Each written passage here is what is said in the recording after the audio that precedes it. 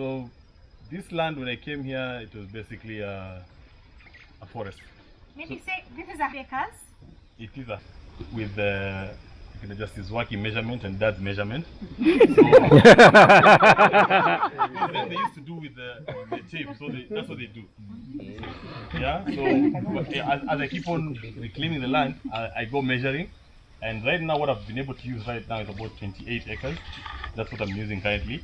The rest is still a forest, which is pole getting used in one way or another, and also preserving it as well. So yeah, when I came here first, it was a forest, and nobody wanted this area because one of the animals. This was a national park. Wow. So, and I was telling them last year we had an elephant crossing here. So KWS had to come and get that elephant out before people killed it. And they said, they were trying to explain to us that an elephant will only pass where its ancestors passed. So even if they passed here 100 years, that's the same path it is using, and that's why it appeared somewhere here. So before it was killed, KWS came and took it. They drove it down all the way by shooting in the air and just carrying it. It went down, and finally joined Savo. We have hippos down here. We have crocs. We have hyenas. We have wildcats, and something between a wildcat and a leopard. I don't know what that is. It has really been taking away my goats, but then dealing with it pole. So, and then there's mongoose, and there's so many, and then the snakes. So down here could not stand my cats. So I was telling her, if these cats are not here, you wouldn't be sitting here. So I have over 30 cats, and they're still breeding. So one is because they were killing my dogs, and my dogs were, buying a dog for about 300,000, and then it comes and gets a snake bite and it's dead. Was just too much for me. So insurance got to a point where even insurance could not pay because they're like, you know what, it's a hazard already keeping your dogs there. So what you need to do is find a way of dealing with that place before you can come and claim insurance again. So that's how I came with the cats. So the cats idea was just somebody who mentioned. So at first I was being told Jerusalem thorn. So you can see this is a Jerusalem thorn. I was told to plant this all around my fencing because no snake can pass with this. It acts the same way as a kayepo because of the thorns. But then still, it wasn't doing enough. Yeah? So the snakes were still going through. No, as in coming, you see, if the dogs were coming out to play here, down there, there's no Jerusalem thorn. So what happens is, they get bit. Yeah, and before I could come, get the dogs, send the driver to pick the dog and take it to the veterinary in Nairobi, that is somewhere before it gets to Kidimani. Because the snakes here are really venomous. Yeah? Like, if they bite you, you will get the stomach. That's how bad it is. Yeah, so I was being explained to by my uncle who was telling me there are papadas and there are, what are they called? There are pythons, there are red snake cobras and all that. So my uncle explained to me, I was asking him, why is the papada so dangerous? And out of all the deaths involved with a snake, papadas account for about 70% in Africa. So I was asking him why does that happen? So it's in Kikamba, it's called Kimbuba. Am I right? So what it said to me is that the reason why they are so poisonous is it's the only snake that first of all gives birth to live ones. All other snakes basically lay eggs. A pafada gives birth to live ones. So what it does, it lays eggs inside itself, then gives birth to them as live. Yeah. Then what it does a whole 360. So like it's giving birth here. So these are all its flavors, yeah, and it does a whole 360, and it chaffers all of them out of its vicinity, and everybody from day one has to go and fend for themselves. So that is how they start their life. So out of 6 or 10 of them which have been born, out of that only maybe 3 will make it, because as they're trying to find their mother, or the mother is already gone to continue with her life, and these young ones now have to fend for themselves. So only about 30% of them make it. And those 30 that make it account for 70% of the deaths in Africa from snakes. Can you imagine? Bitter. But you can tell already. Yeah, they're bitter. Wounded children. Yeah. Wounded. It's like, it's like taking a kid from Sharks and taking it to Nairobi, and the same way being a kid from Nairobi and being from Sharks. The one from Sharks to Nairobi will be able to make it. But this one from Nairobi, to bring them here and start off from scratch, it will be very hard if the surroundings and all that is not that conducive. So basically, that's how papadas came to be, and they're about this in length, and this size and they're quite fat. Huh? Yeah, so if a father bites you, stings you can't make it to the tarmac. Yeah, that's basically it. Then we have pythons. I mean, sometimes they get my goat. I mean, this thing is just lying on the ground. The goat has been swallowed full. And the thing, once it swallows, it doesn't move. So it stays there for like, you can even cut, I mean, as the guys are going to cut logs down here for firewood, they get a whole thing lying on the ground. They go pumping when they go pumping at the river and they're coming back, you find it has closed the road. You can't see the head, you can't see the tail. That thing is just on the road. So somebody was telling me maybe you should just bring a boat to Waikiki snakes or something of that sort. So I don't know, they should do a snake park or something. But yeah, that one too is in the making. It's in the making. That as well can be something to think about. And yeah, that's the snake bit. So like when you come during the day, you'll find even in the mitaros everywhere, like you'll find a cat down this way. You go all the way down where the goats are grazing, you'll always find a cat. And that's how I've managed to now drive the snakes away. So you don't actually feed the cats? I feed them in the evening. When the dogs are feeding, they'll come. It's like a nursery school in the evening. When the dogs are feeding, they actually come and all wait. So they wait for their serving. Yeah. So at 5 in the evening, when they're being fed, the cats come. That's the only time they eat. So again, I'll tell you, Mwende, don't feed cats all the time. Let them be hungry so that at least they can chase mice. Huh? Yes. True. Yeah? I have a sister of mine who gives her cats food every single time. So those cats have grown so big, they don't even move from the house. There are rats in the house, I mean the ceiling, you can hear them running, and squirrels, but then they can't do anything. So a cat should only be fed once and let the rest, I mean the rest should just be for it to get food for itself. Yeah? All these fences, you can see it, all these used to have rats before. Like rats used to breed here, somewhere here inside, and you just be walking and see a rat. Then since these cats came, I've not seen a rat in like 5 years now. So yeah, and I did not buy catty cats. I just bought like 5 cats and then they bred. Huh? Yeah, hey Ruby, come here. We are inbreeding. Yeah. So yeah, so that's what happened. And now since sorry, yes. Sorry, I mean like why cats do you have like not kind of a place for them, or how do you? What I do is where I have my store, that's where they sleep. So if it gets after feeding, you will not find a cat on the ground because they know it comes to 9 and the dogs are out. So it's either you're up on a tree or in the because they've seen their relatives on the ground here before, so they know that. So you can never find them outside after feeding. The dogs. Because the dogs are open at 9, and then once when the dogs are out, there's no cat you can find. Even this one, you can't find it out at that time because they think it's a cat. That's true. Good.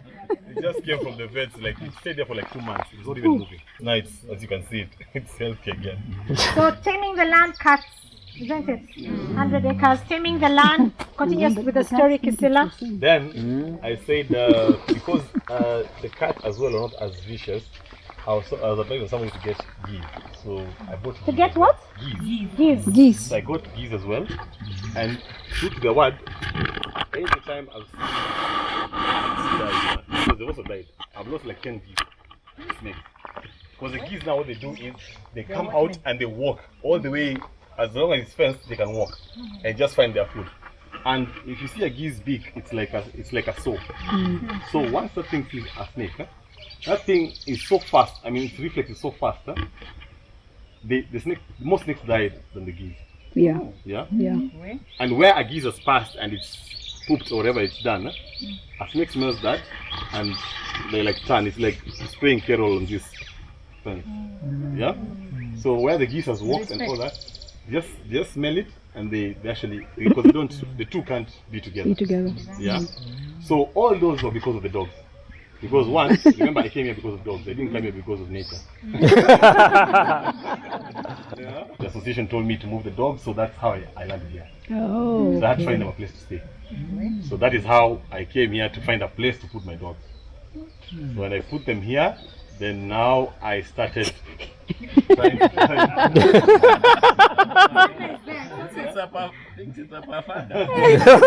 yeah. So when I brought them here, it became, I mean, a bit tedious and all that, to just be coming here all the way to just see the dogs and go back to Nairobi. It was about 2 hours drive and all that, yeah.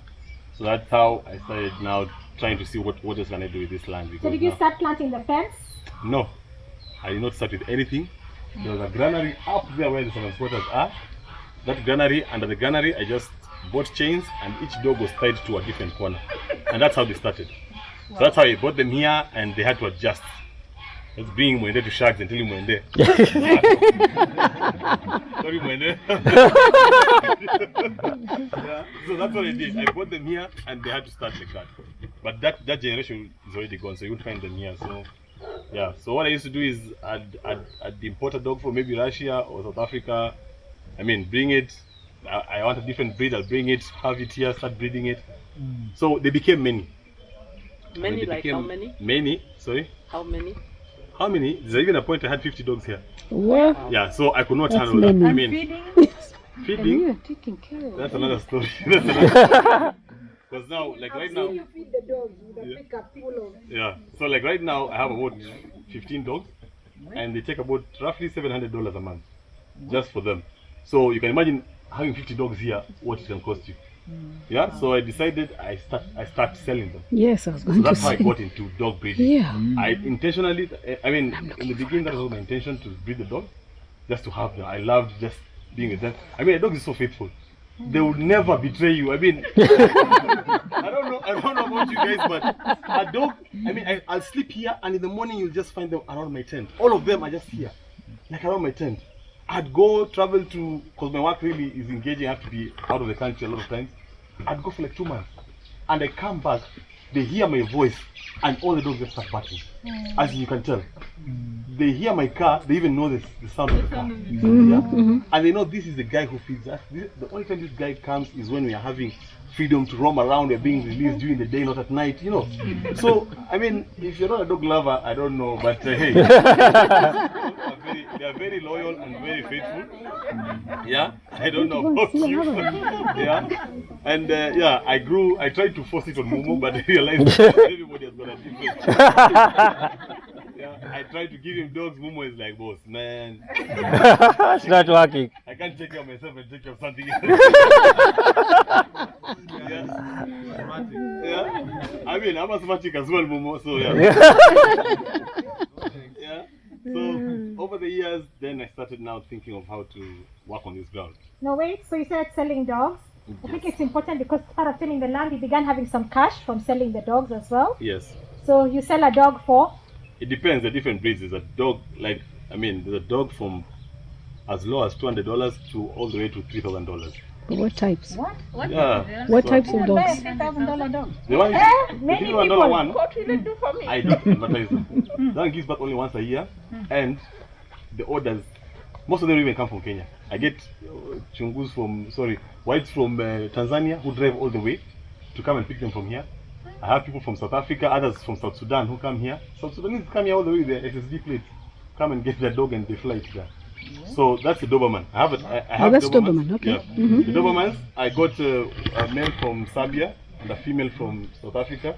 That was the first set I was using. The second one, I got a male from Zambia, which is now what I'm using. And then, I mean, you also have males which do stud. So there's something also called stud feeds. Mami. Yes. So what happens is, It is good. I think it's good because some people are learning that dogs is a business. Yes. Like Charles is busy saying there, a Doberman is the price of a car. So I mean, dogs. So he's finding ways to tame the land and sustain himself. Dogs was one way to do it. Yep. Okay, that's his love, isn't it? Yeah. so Okay. you don't really feel the pain because there are years you can go a whole year without selling a dog. Like when COVID came, people don't know, but COVID actually hit the dogs as well. If you look at most breeders, the year COVID started last year, only about 20% of dogs produced last year. Out of the whole country, the breeders, because I mean a breeders association, we're registered under East African Kennel Club, so you can tell. It also affected the dogs, not that people don't know, but they had it, or rather somehow, somewhat it affected them, because the dogs were not giving birth last year. So you can go a whole year. I mean, you do the math. if you're feeding them with $700 every month for 12 months, and there's nothing from them. So first, just be allowing. You cannot start breeding and say I'm breeding for money, because money should come as an extra. You get it? So for me, I breed them because one, I love them. Two, it's because of security here. Because with being in a place where there are no people and alone, there's also many people who are trying to break in and all that. So I once had an incident where the thieves came And that's where thieves from very fast. So somebody around here had Tipped polluted them. some thieves from a place, and because they knew they had dogs, what they did is they went and bought. You see, when Maasais kill lions, they skin the fat on their neck. So when they skin that fat, they melt it. Then they melt it. The Maasais put in some small bottles this size, and they sell that bottle for about 1,000. And that's what thieves buy. So when thieves go to a home with dogs, they basically just apply it as mafuta on their body. And the dog fear it's a lion. That time I didn't even have these fences. My dogs disappeared for a week. Yes. Yeah. So that time I was told you need to get Rottweilers because Rottweilers also have a problem. The smell doesn't really work with them. So get Rottweilers so that next time if they come, at least you have the Rottweilers.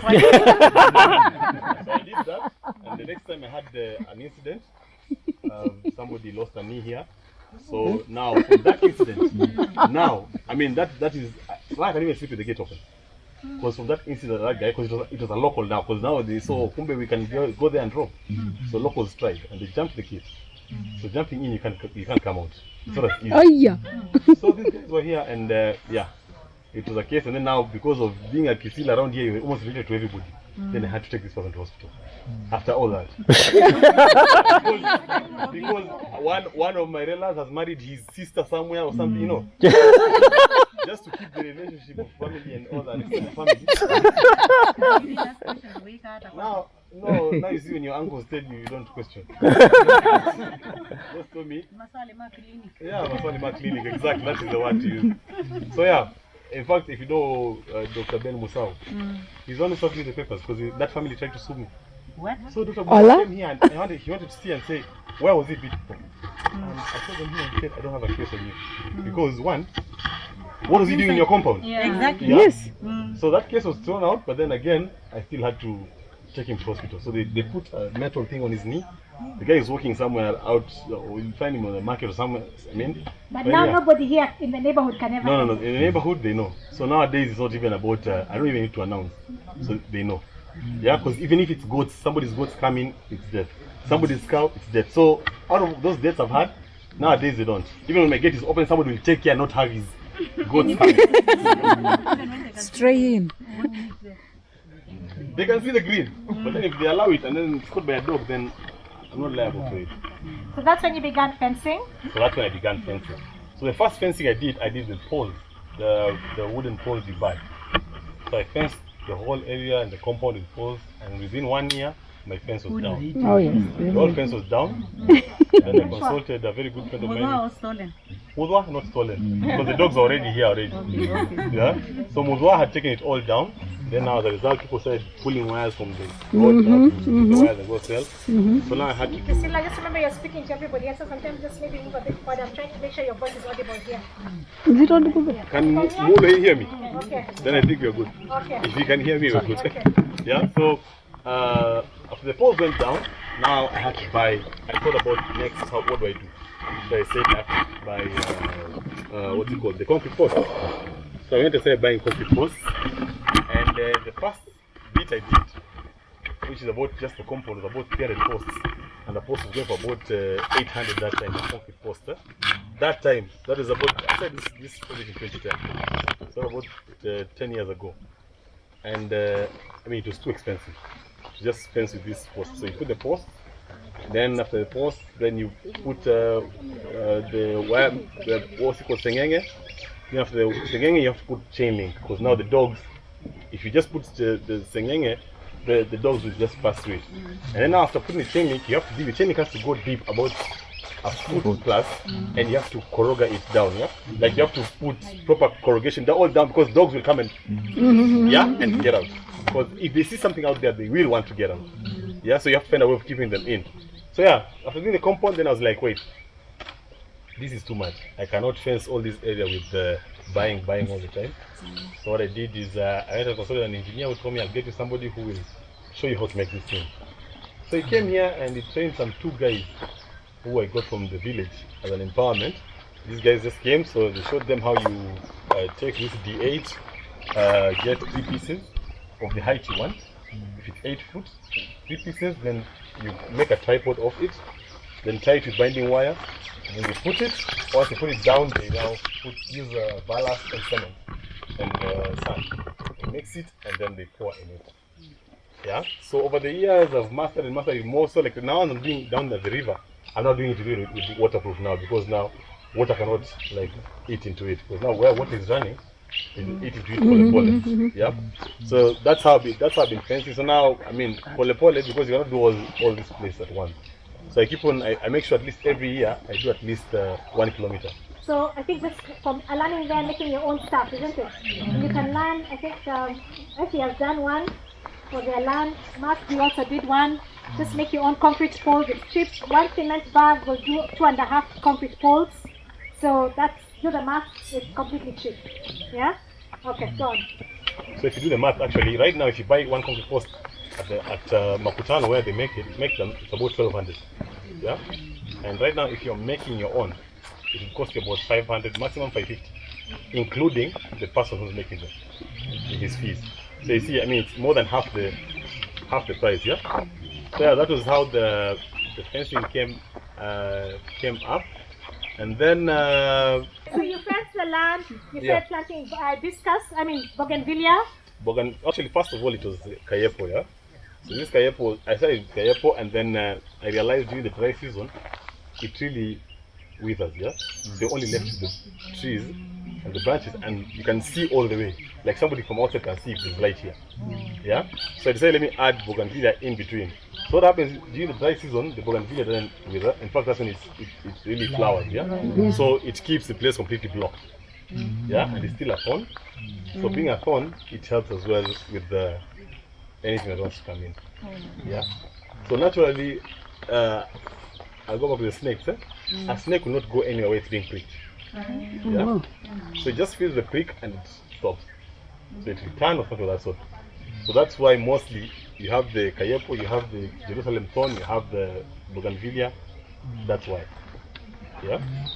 Next step after that? Next step after that was getting this place in this because this, you can see this is a slope all the way from up going all the way down. So if you stand there, if you stand where the cars are parked, that's how this whole area was. Going down from up where the tank is, you go down all the way, just a slope. And even where you guys are parked here, this is basically reclaimed land. So I had to get a shovel to come and cut the hill off and push the soil so that I can have more on this side and have this cut off. Yeah. So this is what I started with the compound, because it was all a slope. So as we're going around, I'll be showing you where I was putting the perimeter walls and I mean reclaiming the land. So the first bit was actually the upper area where I'm putting the swimming pool up. So I had to like build a zigzag-ish wall. The reason I did that zigzag wall was, one, because of the water flowing down. So a wall being straight, and it's the first wall from upwards, yeah, it is very easy for it to be got down. If you're not doing a concrete one all the way, because concrete will hold. But if you're doing blocks like this, if there's so much water like this wall, you can see now I had to put some reinforcements, because this one had come down twice. Yeah? This reinforcement is because of water. Now, before I used to do flat irrigation. So the pipes I was using were the 3-inch ones, and the workers, we leave them here on a weekend, they put the pipe here, and they do their things. So now they don't know that water, you cannot hold water. Water is very heavy.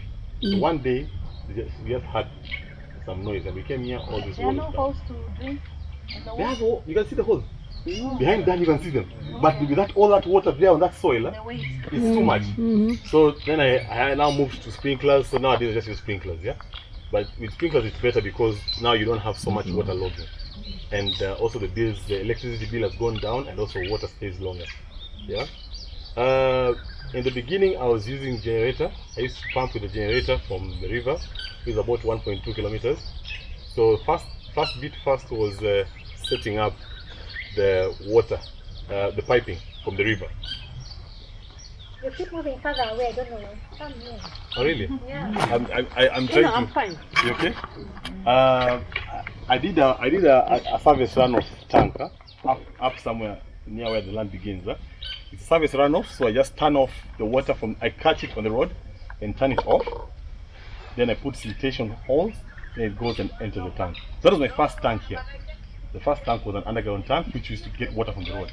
So what happens when it rains here, it rains. So all that water runs, you can see the surface runoff is so high, it all goes down to the river. So it's like, why am I letting this water go down? I might as well just, because when you came, you didn't see something like a wall on the road. That's the one. So it basically taps that water and turns it into the farm. And instead of putting, what are those things called? Swell. The gabions and all that, to turn the swells. water in, yeah? I decided to put the filtration holes. Then the water goes into the tank. So that water is what I used for the first fencing on the road. You can see the kayepo. That's what I used to water it with. Then that time there's no electricity this side. There's no electricity, there's no civilization at all. Electricity used to end at Chawango, that market. Yeah? This side was completely forgotten. Yeah. So I managed to finally, in one way or another, get electricity to come down. And then when it finally came down, they connected me on single phase. When I put a single phase pump at the river, it could not even get halfway up the hill. So the biggest single phase pump that the Davis has, Davis and Shatley, they couldn't even get halfway up the hill. So I had to now go back and rethink, how do I do this? Because you either go back to generator. What's the height? My height is 300 meters high above sea level. Because at the river it's 900, where the tank is 1200 meters above sea level. So what I had to do is now I had to get a transformer. Because now I was told the only pump that can bring water to your place is a 3-phase. And a 3-phase means you have to have a transformer. Now, with the government, where I am, there's no much population for us to do what? A transformer. To give a transformer. The only way you get a transformer is if you do what? You buy it yourself. Now, they usually say only a vision bearer knows the end game. Of course, plus Avengers, Mumo. I had to get away of buying a transformer. So that's I usually tell Mumo, that's where my Range Rover is. So he usually ask me, why don't you buy a Range like your pals? Yeah, your other friends who work in Discoveries. I told him, Mumo, my Discoveries at the farm. So I had to buy the transformer because I knew what I wanted to this place. And even with the end plan, which is of course have some more construction and some cottages in this place, I need a transformer of my own to run this area. So I had to get it, then now pull the electricity all the way to the river. Those will be able to walk, be able to see how far it goes down. So it could only go as much as 800 meters from the pump. Yeah? So in the beginning when I got the transformer, I had to put it here at my house. Because of course, safety purposes and all that, yeah? But then at my house is a kilometer. So it couldn't pump. So we had to move it again to at the corner. There's another gate down there. That's where I had to put it. So that it's at least 800 meters from the river. And then now from there, the pump could work. So yeah, so we set up the pump and then pumped water, and it was a whole party when the water got here. Man, it was, I mean, you should, you don't know that feeling. Yeah? Then came the bills at the end month, then you see how much electricity you're using. Then you start working on the workers who are using all this water. Yeah? They're like, oh, we pump directly and water the plants. So a pump would stay on the whole day as workers water the plants. They go for lunch, leave the water, because nobody wants to go back down to the river to go and pump it. So leave the water running, they go do their lunch for a whole 1-2 hours, finish eating, they go back, it has flooded the whole area, then now you have to go back again and pump. So during the day there's so much snapping up and down, the voltage is just changing, so we only do it at night. So at night we pump it from around 7 p.m. From 7 p.m. until morning 7 a.m. One is because of there's no fluctuation of electricity. Two is because of the cooling. So the motor, as much as it has its own cooling system, at the river it's really like very low degrees at night. So it really helps with the cooling. So pumps that first day, second day, third day the tank is full. Once that tank is full, it takes 2 weeks and it's empty again. This area watering and all that, I mean 2 weeks maximum. But I think sorry, 1.4 million liters. Before it used to be like, because of the flooding of this grass, watering, it used to take, I mean, it used to take about 1 week. But now with the sprinklers now and all that, at least it's helping. That way I take at least 2 weeks. Sometimes if the workers behave, it takes 3, because they can even go and stay in their showers for like an hour. And that's one worker, so you can imagine. So these work, they're like, guys, this guy is not even paying it, so why would I use him? Anyway, so that was that. And we moved from the tank. Now I was planting different plants. I have mangoes in the upper area. The lower area has I used to do watermelon, tomatoes, French beans, you name it. I tried all of those. Some made money, some don't make money at all, some banned me. But then the turning point, one gunia cannot even do like it's like this. This is one gunia, this area, and you have to do all this. Yeah.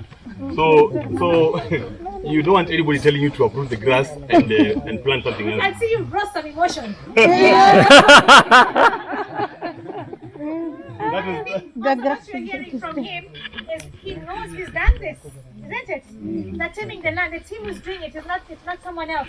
It's him doing it. So he knows the journey of coming back and forth. He knows the journey of what it means to look for electricity. When we came, you know the journey that's a Range Rover, the transformer is a Range Rover. You know, as the vision bearer, yeah, where you're going. All right. So keep telling us the story. He's about to end the story. Then. When you hear the story as you're hearing, when we walk around, it makes a difference. Because then you've had the story, isn't it? And then, of course, as we walk around, try not to talk too much so you can keep telling the story. Okay. Yeah. So where are we? On the water, yeah? And I told you about the watermelon. So I did watermelons. Now with water, at least I could do all these things. Plant all those things at the farm. I did watermelons, I did tomatoes, French beans. And some brought good money. Some just burnt me. Then there was the election for 2017. The one which had a rerun was 2017, yeah? And I had done, I think, Effie and Mark came here. I told each one of them, I'll give them at least 100,000 to go and have a good holiday when I harvest. You know, they came and they were like, boss, all this melon, where is it going? I told them, I have enough orders, you wait. Effie, Mark, you remember that time? Huh? So you walked the whole farm, look at the melons. Then at that time, a kilo was going at 45. A kilo of melon. So can you imagine if you have one melon which is 8 kilos, how much that is? Then came elections. Yeah? Then I was just about to start selling after election. Then they announced for a rerun. The elections were nullified. Then they said we are going to have a rerun. So what happens? The hotels stayed closed and guys were not even consuming. So it moved from a kilo from 45 to 18 shillings. From Effie's 100,000, Mark's 100,000 of happiness to 100,000 minus. Yeah? And now I have all this melon here and where I'm going to take it. And everybody who's coming here with a lorry, somebody comes with a lorry and says, I'm going to give you 100,000 for this level. Level in Kikamba is basically, like if I have this area and the trench here, the trench there, this is called a level. So this guy says, I'm going to harvest this area, I'm going to give you 100,000. Take it or leave it. Another person, I said, no, bring another person. So the more I stayed with it, starts rotting at the farm. Yeah? So I had to sell it off. I mean, I ended up making, I think, about 300,000 off it from the 5 million we were thinking about. And it really discouraged me. I was so hurt. Like, because of Ariran, the prices moved from 45 a kilo to 18. It was still going lower because now Tanzania now was bringing in their melons at 16. Yeah? Don't walk beyond that. I don't walk beyond this. The pain. The pain. It's the sun. No, come here. Yes, okay. Yeah, then after that I decided let me do tomatoes. And the tomatoes with the agronomist and the math we were doing, it was going to cost me about 2 million to do the whole season. And the returns were going to be about 8 million, 10 million there. So here I was again. I said, let me do it. So tomatoes it was. Then I did tomatoes on the whole farm. And I was doing it in stages so that this week I'm harvesting here, next week there, you know. And then came the selling time. And then Uganda was bringing in their tomatoes. Tanzania. So you got Marikiti. I mean, a kilo of tomato. You see that big thing, that big sanduku? Yeah, that one goes for 3,000 normally. That thing went to 800 shillings. Yeah? And then what's it called? I said maybe these guys are stealing from me. Let me go sell it myself. I got a lorry, came packed, went with it, and that whole lorry, I think I got about 120 from it. So I was like, man, what is this? So one day I have this small like a pro box which the driver goes to the market with. I tell him, fill that car up, go to the market. He goes, sells tomatoes. He goes at 6 in the morning. Sells tomatoes till 6 in the evening. Then he sends me 40k. He's like, that's what I made. Yeah. Then I'm like, boss, why are you stealing from me? He said, boss, I'm not stealing. It's how the market is. Come and see for yourself. So I came down, dressed in my, I asked for some of them to give me their clothes, just like them. Went with the probox? I actually went with them in the same probox. So you see, like they sit on the front, they sit like 3 people, and then the whole back, they put the seats back, and they jazz it they fill it with tomatoes. So we went to the market, and then I sat like where she's seated there, and I was watching them sell. So I said at 6 in the morning, and we continued. Then at 8, another probox just came. It was so fast. It came and chopped a U-turn, and there was like a line of about 30 people. Yeah, and everybody had a bag. So they came out, and that probox sold. Midday, that probox left. So as the guy was leaving, I went and stopped him. Asked him, boss, what was that? He said, boss, this is something called mogoka. So I'm like, you came here at what time? 8. You're leaving at what time? Noon. Me, I'm here at WFP feeding the nation. at 6 in the morning. Yeah? At 6 and I'm getting 40k. How many basins do you have? He says in the morning, the kitchen basin. I don't know whether my wife is there, she shows you. That kitchen basin, which you know, goes for about 2,000 when you're selling that thing. And 2,000 that car comes with 60 basins. So how much has that guy sold? Wow. 120. Guy comes there at 8 in the morning, leaves at noon. Me here with my feeding the nation at 6 in the morning till 6, and I still get 40,000. So I told myself, God, you know what? I've tried. I've tried feeding your people, but this is this is not my movie anymore. EMBL is not closed. Kerocha is not closed. I'm joining these guys. So I did a trial phase. So I secluded an area down at the farm, and I did about half an acre. Just planted it. I went to Embu, got somebody from there, came and planted just a test area, and we did it for about 6 months just to see if it can make it here. So the funny thing is that Embu weather and our weather is the same. The soil is both red soil because we're all around volcanic area, and then 3 is just water, and I have water. So he told me, why don't you do this? Because they came back and saw this thing, and it's like, boss, this is it. You're on the right track. So I said, Kufa dereva Kufa Makanga. This is it. So I approved the whole farm. Removed everything and from the tomatoes and just did drip lines again. Did the holes for the mobuka. Bought manure, because one of my cousin does chicken here. She does broilers. She does about 50,000 broilers every 6 weeks. So she has so much manure she sells. 50,000. Yeah. Another place to visit.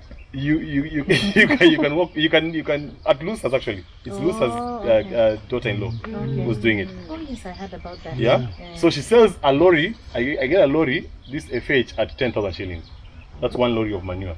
So you can even get a 10 lorries and just pour it here, let it cook, let it heat up as Sandra does her compost, cover it up, water it, turn it for 1 month. After that, the holes, they filled all the holes. Did it, then now we went to Embu. Embu buying a seedling was about 50 shillings in Embu. But then they sell grade 1. Because now here you can buy in Ukambani, but Ukambani they're buying what they grafted off this one to graft off another one. Yeah? Which is basically you're getting grade 3 or something of that sort, and that's what they're selling to you at the same 50. So I had to go to Embu, buy it myself there, and then ferry it here. So that's how I started. I started doing one area after an area after an area. So now I have about 10,000 trees of just this thing, which we are hoping Uhuru and the Somali president will be able to export it there. Yeah? So questions to you. Yeah. Because in the questions I said, do you feel there's any do you have any ethical issues? You don't feel any ethical issues with planting it? To be sincere with you, I don't. One is because same way I was exposed to Mumu and I. Let me at least cover myself.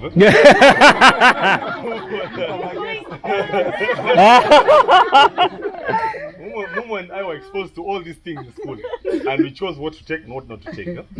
And again, even if I want to sell locally, they cannot. I mean, the supply versus demand is not going to make it, because the demand is not going to take all this. Yeah.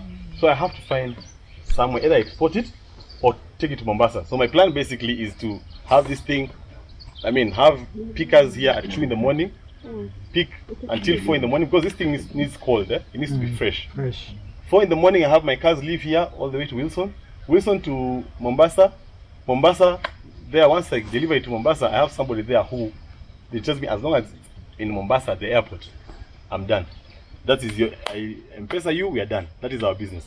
So for me right now, that's what I'm thinking of, and I'm also thinking of value addition because I'm seeing nowadays Wazungus are making the cat juice. I mean, I went to called J's before they closed, and they have cat juice. Like you're actually buying it for 300 shillings. That bottle, 1 liter, they're selling it for 300 shillings. So what one person has done is they've bought off people, and they've what it calls extracted juice off it, and added some water and some syrup, and now it's being sold. So yeah, maybe later on put up a factory or something and just start value addition. All that, I mean, as you go, something new comes up, new ideas come up, it's up to you. Yeah, so but for now, what I'm thinking about is actually I'm thinking Mombasa and then Somalia. Because now once I start picking, if I'm doing, it's about on 8 acres right now, so if I'm picking an acre every day, by the time I'm finishing the 8 acres, you have 7 days in a week, so you can only do until Friday, which is 5 days. So I still have 3 more to go. That means next month you're still picking again. Yeah, it's like tea basically. So by the time they start harvesting it, it's gonna, because you have to prune it at some point, they start growing wide. So you have ladies picking the same way they pick tea in Kiambu. Pick it, pack it. I'll have a sorting facility which I'll show you as you're going up. Then from there, the cars leave here by latest 5, 7 they're at Wilson, leave by 8 or 9, 10 they're in Mombasa, 12 I'm up there at the pool and the M-Pesa is just beeping. The staff is in Mombasa. Let us, yeah. We shall await the next shipment, yeah. Anyway, so yeah, so that's been that's where I've reached right now with the Mogo Cup. But my plan is, being your ethical issues in, my plan is actually to just do it because its lifeline is 7 years. So after 7 years, you have to cut it and it sprouts again. You have to cut it low. Once you cut it low, it takes another 2 years to come up. Yeah. So my plan is by that time, hopefully I'll have made enough money. Mumo, you get accountable to that. If there's enough money to set up the cottages, because that's my end game. The cottages has always been in my, because I have so many pals. We waste so much money with my friends. With the Kinamumbo going to places, we are going to a place. Airbnb is what, $600 a night. We stay there for a week. I mean, why are we giving this money to other people? So that has always been in my head. Yeah. And so because of that. And because of that, yeah. Correct. Because of that, then came the house. This thing it is what it is. It's possible. Yeah. I'm not dreaming mad or anything. There are other people who dream like me. I mean, my passion is not the city. I've never been a city boy. I was not born in the village. I was born in Mombasa, raised in Mombasa, partially in Nairobi. But then, because of my dogs, I started loving the village, yeah? And then taming the land to fit my lifestyle, yeah? So he's doing a guest house, he's supporting, it's called YK's, what's it called? YK's, exactly. Yeah. So YK's will be the guest house. Like I told you guys, YK's as a whole venture will have the different branches. Have the kennels, YK kennels, and the Y camping, then now YK's at the house. So maybe you have to talk about the camping, because you do camping? Yeah. Camping, I usually charge 2,000 per head. So I usually have groups of about 20. The maximum I've had is 50. So what 50 is basically 25 tents. So 2 people per tent. And that's how this area came about. Even that toilet at the end. The first group I had here, guys complaining, like, boss, you're charging us 2,000. It's just my friends, that's why they told me. You can't charge us 2,000 and then we use the workers lose Ukoju. Because now they came here and they gave them the full camping experience. Go use the pit latrine, the workers, and yeah, all that. So they're like, boss, we cannot pay that and then come here and we have to struggle. So just make it a bit cozy, and yeah, that's how I did the urinals and the toilets there and the showers. That's how they came about.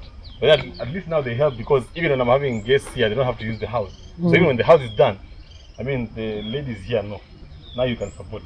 You don't like people just walking into their loose and just just messing up the house. So at least when you have an outside one, it's way better to handle a big crowd. So my plan is, where you guys have parked the cars, at the last car, there is somewhere where I moved the land. All this soil that was here was moved to that side. I want to do a 2-bedroom cottage there, the first one. So that's where I'm going to live. That's where we're going to live. Yeah. So then have the house as Airbnb. Then have this area for the campers, and then pole pole. So then now came the reclaiming the land now, because now all this is a forest. So taking it down, and then what am I going to do with it? So that's how I started the cows. That's how I started the cows project. Prof who came in the morning found me chasing cows outside.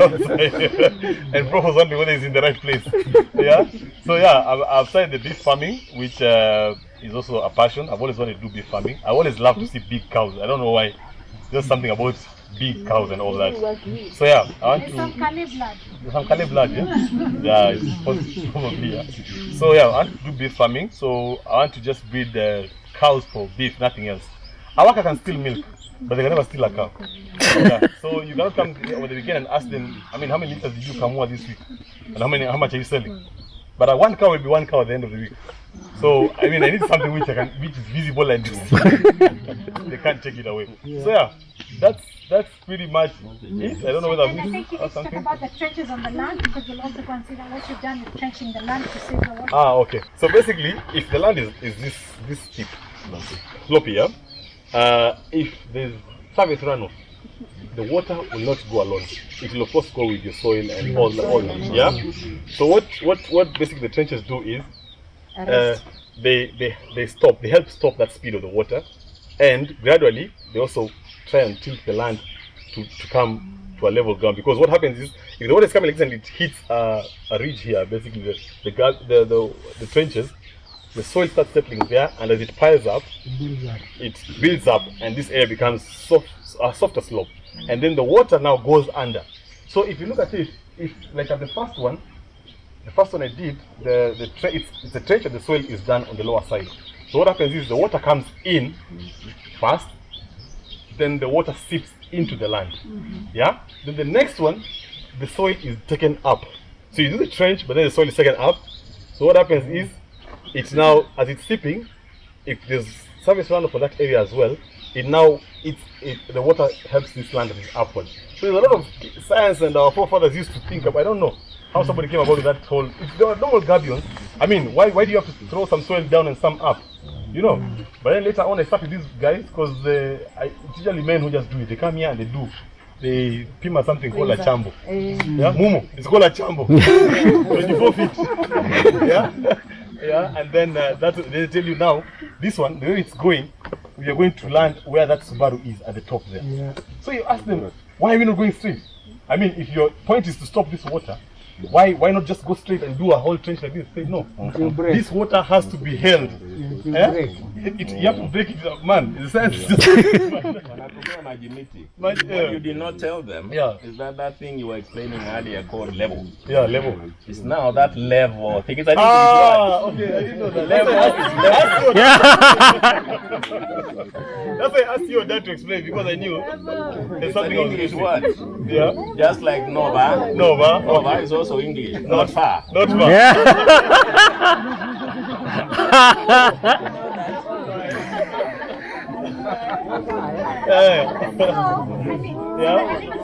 I think so. You've done quite a number of them. Yeah. You're still going around the whole land doing it. Yes, I'm still going around doing it. Yeah. And my plan for Sri Lanka is still there. But you have a Sri Lanka at the bottom. At the bottom, I am closing somewhere off just to do the Sri Lanka. And that one, I don't even want to be. I don't want to have any other project at that time, because I don't want to be sharing money between this project and this project. I want to just, when I go for the Sri Lanka, it is the Sri Lanka only. Do it, finish it, then you can be, where you park the cars, you can be seeing the water from this level. When I go to Kidamumos and I see that water there, and that was a vision for way back, man, it just inspires me, man. You can't make this stuff up. You can't. Yeah? Okay, so there are questions here. I can see Effie's hand, then Angie Mwende, and then someone else. Okay, and then there's Adams, and then there's Felix. Okay. Felix goes first. Oh, sorry, Effie. All right, let's start with Angie. Angie. Yes. Oh, no, I was just asking why you want the Sri Lanka if you've got so much water. Because, one, fresh water is the best. Don't let anybody lie to you about different types of water. I have tried, my brother tried here across doing a borehole. Yeah? It is the nature of these lands. If you go to Rift Valley, 80% of the boreholes done come out with hot water. Yeah? In our school, I went to Master Seed, and where we used to bathe with hot water, not because the school wants to boil for us, but because the borehole was bringing out hot water. So it had to be natural. Yeah? Hot water in Rift Valley. You come to Central, most of it is fresh. You come to Eastern, whether somebody wants to tell you the truth or not, all of it has a bit of salination. That's why you see old tanks. You know, you see the tanks have some white stuff coming down. That is saline. So, I mean, fresh water, the river will have done it justice. But if you see how our rivers are, we'll go there and we'll see how it is. Yeah. Look at that. Okay, the dam. Sorry, I had somebody ask what is a silanga. It's a dam. So the dam has fresh water. It's all service runoff. Yeah. That water is best for the land. Look at Sandra's grass, the Zimbabwe, how it's doing. You try and when Sandra was doing, Sandra actually was something you don't know. Sandra came and took Zimbabwe from here just to plant, but Sandra also something you did not know. The borehole water was actually hindering the growth that time. When you started pumping, using a lot of the silanga water, that's when it started flourishing. So if I start using borehole water here, this grass, give it a year, see what happens. So there's no science about it. Our rocks down here have some form of saline. And it's unfortunate. The river water is a bit saline. The river water? It's all saline, but the pollution is so high. When it comes to the tank, I have to use something called agricultural lime because the pH is so high.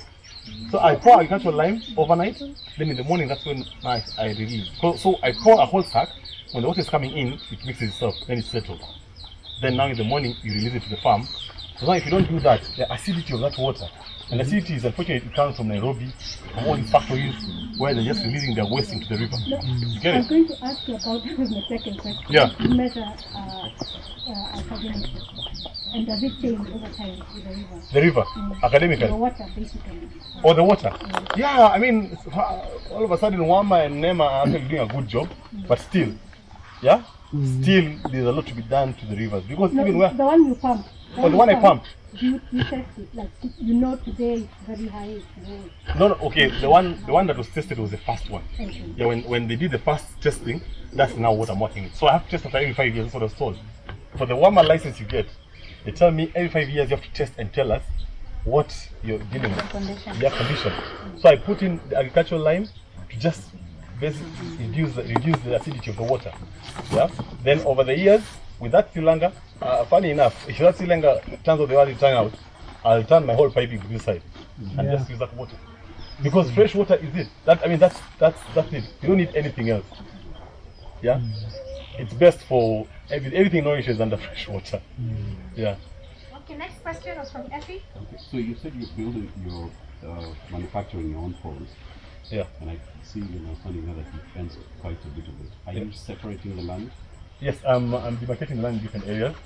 So that's why you're seeing it in different areas. So first was this compound. As you can see, the compound has gone. Secondly was to close off the lower area completely, so you don't have people. Because even the time I was doing kales and spinach, they used to come and harvest at night.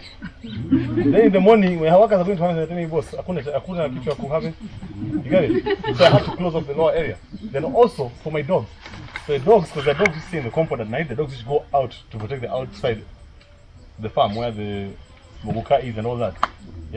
So that's why I'm demarcating it, and also the area for the cows, where the cows are feeding. Paddocks. The paddocks basically, And then the area where I'm planting the grass. Because that grass, if a cow bites it, and because they bite and as they pull, then it dies. So what you need to do is just they basically cut it, dry it, bale it, and then they put it in the store. So you tell people that you're keeping cows and you're also baling grass. Yes. You have a baler, you have the machine gun. I'm also baling it, but then I'm not baling it for sale purposes, I'm baling it for my own, for the cows. Because now, once it hits Dhano is a Silanga person. Who asked what was Silanga? Dhano is the dry season. Dry season here hits, and right now it's a wet season, you can feel the heat. Dry season, you cannot sit here. Okay, okay, Felix? I think my question, you partially answered it. It was on pollution. How you deal with that river? Because I need to originate from Nairobi. All the way from Nairobi, and the filtration process, I've done so much filtering, but still. Okay, Adams? I was going to ask about solar. Have you explored that? If I was told in the beginning, if I knew in the beginning about solar, I wouldn't have put a transformer there. Because the cost the solar people have given me is almost the price of that transformer to put solar here. And that solar is going to sort me out the river and the whole home. So now I'm gradually building up for that. So that is my plan. Even this house, Kenya Power will be the second line. Will be a second line, In Ukambani we have 25 hours of sun. Anybody else? David, you've been a farmer. Anything you want to mention? Farming is not for the faint-hearted, but it's very rewarding. And you've got really good ideas of making, having campsite, and all these things. They're really wonderful. What you're doing is really great. The only part I don't agree with you is that you're growing those intoxicants. So it's not a problem. Which we agree to disagree. It's not a problem. Yeah. It's not a problem. Let him finish and then you'll come to his here. Yes. And I would just ask you to go ahead. And it will be a good model, it will be a good example. And don't give up. Even the beef animals are good. My wife and I used to have dairy. About 10 treaters. You know, that's a lot of cow. And she used to wake up in a pickup because the drivers, we can't trust them with the car. She would wake up at 3 a.m. and go to Kenya breweries to collect machicha. And then come and then we would milk them. The guys would steal the milk, you know. Yeah. Farming is like that. I thought about milk before you came, I think. And so it's good. You're on a good road. Thank you so much. Thank you, David. Thank you. And also my son breeds dogs. I'll talk to you. Oh, okay. Yeah. Thank you. Danu, you wanted to say something? Yeah, I just wondered how you have missed this Yatta plateau. It's the biggest plateau in the world. It should be part of your marketing strategy. That is why the cottages are built all. To see If the you Yatta. go down there, that whole ground is leveled. It's like a big Beautiful. Yeah. Even just the stunningness. We can take in photographs. Yeah. So that actually I'm not planting trees down. As you can see from this area, the trees go lower because I don't want them to block. Yeah. Yeah. So that whole area is just for the cottages because I want to Yeah, utilize and you that. must mention that Yeah. it's the biggest, it's the what, it's the what. Now can you imagine with that, and then you have that silanga down there. And Not also even the us. zaz. The silanga just stretching, fanning. Yeah, it's just lovely. Even boating, boating and canoeing. Yeah. Okay, Mudhoni? Any other person apart from Mudhoni? Okay, so Mudhoni? Are you going to consider grapes? Grapes. What's it called? Is it grapes or strawberries? Grapes. Because the person who came here told me strawberries only. I brought another agronomist to come and check, and he told me I consider strawberries. He never told me about grapes. So Maybe Angela can speak Maybe to I grapes should. because she's growing grapes. Okay. Yeah. In Mua or where? No, I grew them in Kikuyu and Mukomo. Maybe Ah. you must urge people hear you. Done it for more than 5 years. Grapes will do that, yeah. Will do. Yeah, they're very Okay. hardy, but they're not for the faint-hearted. They need commitment. They need commitment. You won't just leave them to grow like mangoes. Yeah. But if you're willing to commit to them, Yeah. then they'll do really well. And you go water. They don't even need it. Oh really? They actually, no, they're hardy crops. They don't even. Need What it. about the rocks? Because They do the really one well thing. in bad soil. Yeah. Okay. And maybe go and visit her. I will. I will. But I wanted to tell you though, since I come down, Yes, you have the floor. I'm going on and on about water. Water has given me a lot of issues. Huh? Yeah. That's why I was asking about pH, especially in Musomo where I was saying, Yeah. because we use river water as Acid. well. No, it's called Tiva. Okay. But it's cleaner. And it's very alkaline. I lost grapes of 5 acres. Seedlings, and you can imagine the cost of that because of what you're using that, basically. So now I had to start testing the water. That's why I was asking about testing the alkalinity. It changes with the season. So it's not enough to do once just regular. This is a water tester. This is off Amazon, very cheap. Okay. But get them. Okay, now you're not growing something that is very sensitive, I guess, to it, but that's And for everybody else, I guess if you're using river water to get depending on the crop that you're growing that needs certain pHs. So You need to check your pHs all the time because even river water will change the pH depending on the season. okay. So how have you dealt with like alkalinity in your place? How have you sorted it out? Okay. First of all, we don't use we use the river water when it's flowing. It's seasonal. It's not like you guys. It's dry. Okay. So only when it's running, we use the river water. Which at that time when it's flowing during the rain, but just after, the pH is okay. It's not as alkaline. When the river goes down and now you start to use what's in the pool in the river, that's completely alkaline. That's what kills my crop. So now what I did is I got a well under the river. It's a freshwater well that's been dug under the river. But even, and that's what we use, but even when it gets really, really dry, when the season is getting now to the end of the dry season, it changes again. And it starts, you see things starting to go yellow, lightish, green, you know, then you know there's something wrong with the water. Okay. And thankfully then the next rains come and, you know, I haven't done a lining thing like my neighbors of course have done. But you need to test. I need to stop bringing the guys to test them. I need to have that myself. No, they're very cheap. These are basic ones. And they'll test also for salt, different particles. Okay. You know what can do if you think of the line. Thank you for bringing it along. Are you blessing me with it?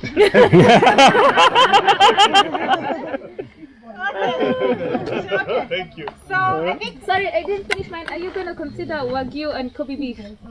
Corned beef. Can a Kobe Wagyu, those high ends? What I want to do is sell live weight. I don't want to go deep into the nitty gritty. Okay. I want to I have a 400 kilo cow. You pay for live weight, they're picked like that. Okay. Yeah. So that's what basically I want to deal with. I don't want to go into what I want to go deep into is value add on this moboka. I want to do the whole processing and all that here. Alright, one more question from Philip and then we will now do the walk. If you have your hats on, we're going around the whole shamba. You've had the story, the best way to hear a story and then see the land. Yes, Philip? I'm very encouraged. Good. The camping thing, good stuff. We'll come and try it. Actually, the camping brought about the Airbnb because I said, let me try it out. Let's see. And this camping actually shocked me because guys come all the way and they come and stay here for like 3 days. Like Easter, I had a group of 30. That gave me so much psych with the house, knowing that now, at least people will not say it's far. People will come to stay at the house. One of the campers who came here during the Easter period, he wants to be the first client. So he asked me how much. I told him, when the house is done, I want to charge $100 a room. So that's $800 for the house. He said, I'll bring a whole group here. That's what he said. That one we encourage because it's part of what you want to do. Yeah. But also on the value add because you also got some mangoes. Yeah. And when fruits are in season, they're all over. So it becomes very challenging because you have about 20 bags of mangoes and the market, they want to buy it. When these guys come to the farm, you know, they want to pluck everything and give you the lowest price for it. Sure. But you see, sometimes you're like, okay, all the hassle of going to the market and everything, let me just take this cash. As I'm looking for, how am I going to add value to it at the end so that, you know, you're able to maybe store, process and even stock so that when they're not in season, you have them already. That's what I thought about. And for my mangoes, they are different. When it's raining, when other people are having theirs, of course that's when I'll be having. But the thing is, I've completely changed my cycle completely. Okay. So I don't know, Dad, you can talk about that as well. You're okay with what I'm saying? Thank you. So that's how you're able to change the season. Yeah, as long as you give them water. Yes. Change it. Thanks. Yeah. Cheers. So we're going to walk around and where are we going to start? We're going to start down as we go up, right? Okay. All right. Up, coming down? Yeah. No, down, up. Down, going up. Are you waiting for somebody? Okay, so this is a water tank. So this is 350,000 liters. This is for the house. So this house, I don't want to use any earthy water because of my son. You know, these young people just go and open a tap and they start putting their mouth there. So because of that, I'm getting as much as rainwater as I can. So once the house is done, that's the first tank. That tank is 150,000 liters, going deep. So what it does, you can see on the side, it's sort of like a hole. The plant, when it comes, going to do a drop from there. It's coming to enter through here. The overflow? So it overflow comes in here. This is 350. And then the overflow position is here, which will now go down. So if I still have overflow for this, then I'll think of maybe doing another tank down there or see what comes. 350,000. So what happens is, once you do the tank, there's something called semi-flex. Someone is asking me how do I service it. I don't need to service it. Because you see, I don't do meal on it. Once you do the plastering, there's this technology called Semflex. They apply it like meal now. The Semflex, as well as it gets water, the way it does what? It seeps into the hole. So anywhere where there's an outlet, Semflex does, I mean, even if it takes 10 years or 20 years, its work is just to do that. So you never have any leakage on this underground tank. Go check it out, it's called Semflex. I'm not promoting them, it's just that I'm using them. And see what those guys are doing. You put it after the cement or mix it after the cement? After the cement, their own engineers come to do it. They don't allow anybody else to do it. So I don't know whether they mix it with cement or what. But Semflex, basically once they do it, they now apply it on, and you have to get the technicians to do it. Once they apply, So that's it. The water just stays there as long as you want it to stay. There's no seepage. Wow. Just for breeding. These are black boa. These are extinct. You cannot actually export them off South Africa right now. They are extinct. So they refuse. And these are the puppies. They've been about 8. I sold them and then I left the piece down.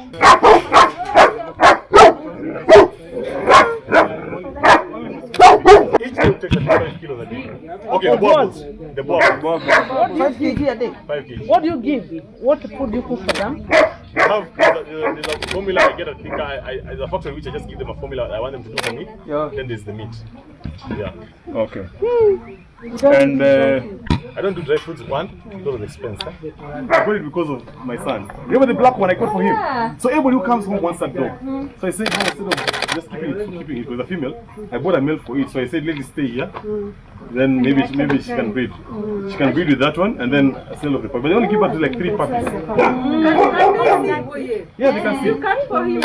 The vet will come and do the grooming. They will come and groom it. This where you're standing right now is the cattle shed. So I want to move the cows here. So this is supposed to go all the way down. Then where you see that last pole, we are crossing this deep, going all the way to that tree, the tree on that other end. So we're reclaiming all this deep here, so that it goes level to the other side. Then have the cows here. Then I'm doing a store up here, a gunnery for the grass. So this is the grass. Somebody was telling me this is not wild grass. No, this is not wild grass. This is planted grass, and you water the grass, and you cut it, dry it, bale it, and pack it. They say it's the most nutritious grass to cows, the boma road. So that's the section where I've done it for now. If you water it well and groom it well, you can have it up to 7 times a year. Now these are the trenches we're talking about.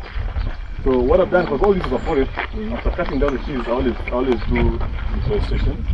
So yeah, there's the trees on the line this way, and also trees in the trenches. So these trenches, their work is basically to hold the water and also hold the soil. Yeah, this is the work of the level. Yeah, this is road grass. This is road. Yes. So she's asking me to come in and leave. Look at this. These are straight lines. They should be planted. All these are straight lines, and then we usually put the drip in. So right now we remove all the drip because no, it's on top. Let's move the drip because the rain. But basically all these are just straight lines with the drips. So right now, as it works right now, so it's good for the 2 weeks, 1 week. So I'm gonna get the ladies, they're gonna come start and they'll come and start removing this. So they're gonna do this, cut this off all the way to the bottom. And it's just seed. Yeah. Then dry it. Once it's dried, they up it and then pack it. So all this is seed now to use for this new area. Because you see, a kilo of this, a kilo is going for about 3,500. It's 35. So you can imagine, even this area alone, a kilo will not fit here to plant. So you can imagine buying this off from people. So the best thing is just, now this is just basically remove the seeds. After the seeds are removed, then I'll cut the grass. Cut the grass, leave it here to dry, because it will be spread.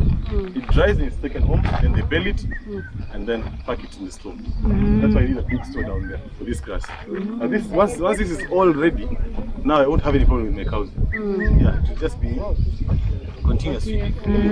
And the first crop? No, this is the second. I've already cut it once. That's why you saw something in the store. That's what's in the store right now. Why do you remove the drip? Why not just leave it there? Because when the ladies are limiaing, the ladies from local here, they don't. Okay, I guess. Okay. Not remove everything. Then my boys will again come and put it again. down. Yeah. In a day, you can actually see from here all the way to there. That's easy. Okay. Yeah. When laying them, it's easy. So that's again another contour there. Those were asking about a level. Now, another level. This one here. How will water pass here? That one there. Another next here. How?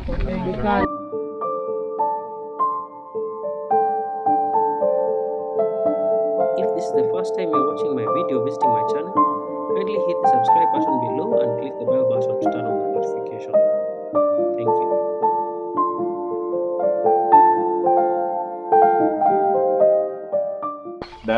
Diameter is about 40. 40 feet. 40 feet. That's 12 meters. Yes. So this is where I pump all the water. So I was telling you the other day, I'd put two black tanks. You can see the structure there, and I felt like nimefika.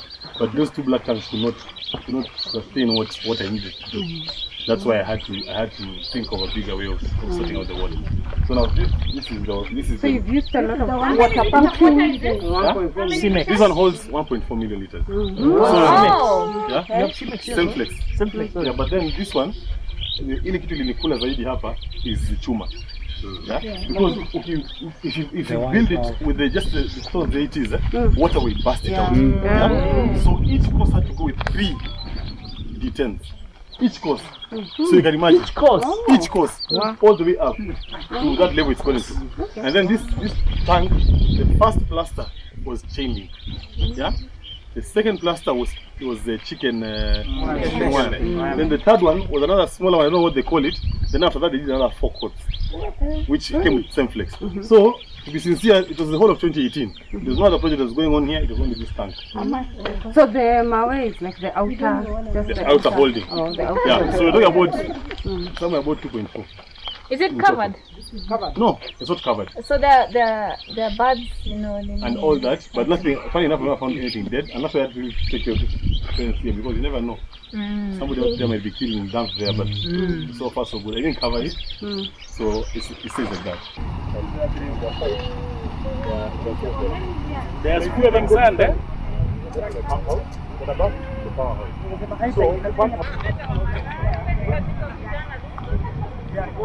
Breath, 6, don't hold your breath.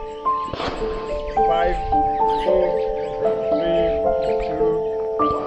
You have a chance all the time. Always have something for the days you have done. Out of the gym. That's the last one.